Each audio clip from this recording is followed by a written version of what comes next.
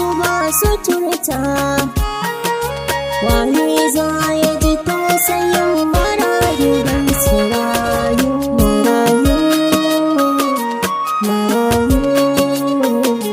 Marayu mu ji tausayin marayu. Wasu ba mai kula da tarbiyyarsu, wasu sun taso hannun matar ubansu.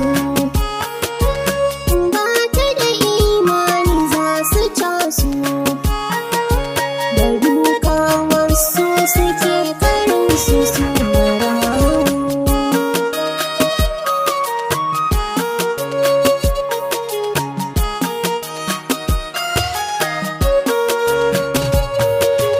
Waɗansu marayun da 'yan uwansu, da 'yan uwa da danginsu ko gamsu, amma sai kaga babu mai kula su.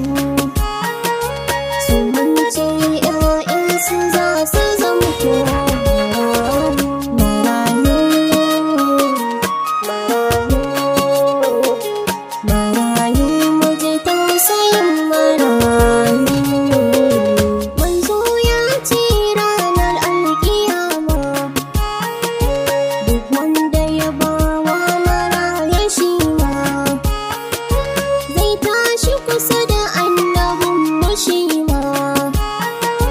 Misalin ya zo mu tausaya wasu marayu.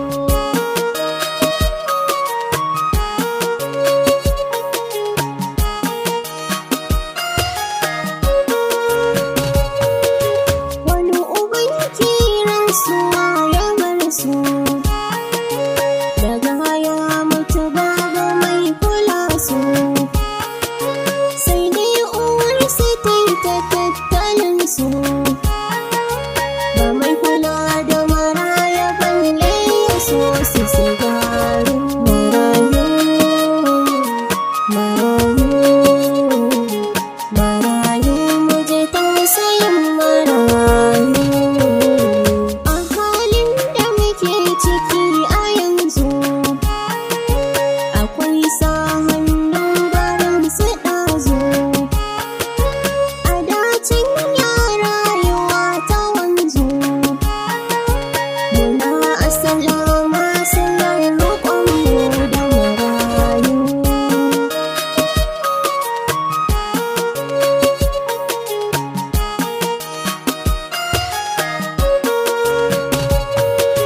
Maraya gatan sarrafana ne, idan ka ƙyale sa yanzu ya ne.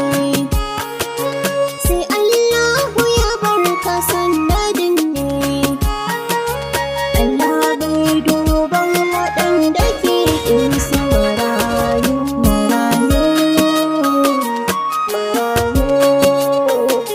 Marayu mu ji tausayin marayu.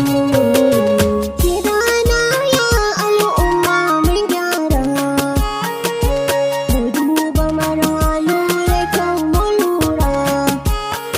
In ka gyara su to naka ka gyara, kar mu bar su su yi kukan iyaye su marayu.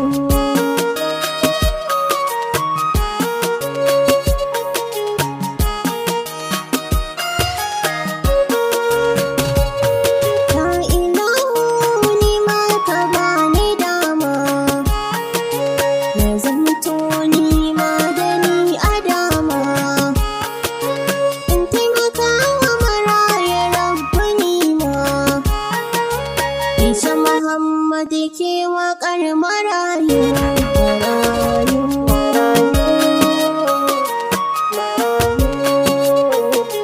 Marayu mu ji tausayin marayu. Ina so su rayu, ina so su rayu, ina so su rayu, ina so su rayu.